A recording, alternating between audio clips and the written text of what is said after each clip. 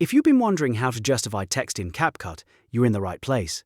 In this quick tutorial, I'll show you exactly how to align your text, clean up the layout, and make your captions or titles look much more professional. This is a really useful trick, whether you're editing short-form content, YouTube videos, or any project where you want your text to fit the frame neatly and look polished. And if this video helps you out, make sure to hit like and subscribe for more CapCut tutorials, just like this one.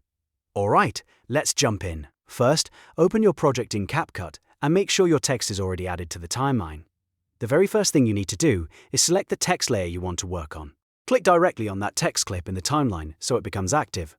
Once it's selected, CapCut will show the text editing options in the right-hand panel. Now go over to the Text tab, and from there open the Basic section. This is where CapCut keeps the main text formatting controls, including font, size, spacing, and alignment. If you're trying to justify or properly align your text, this is the section you need. Next, look for the alignment setting on the right side.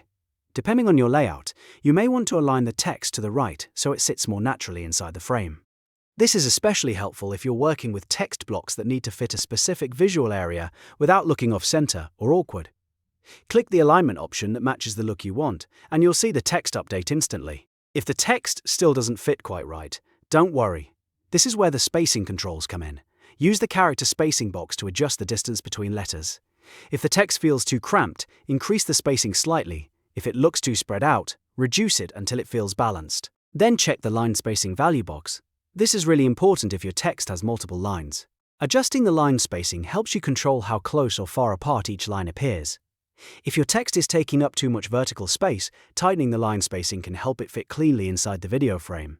If it feels too compressed, give it a little more room. The goal here is to make your text look intentional and easy to read.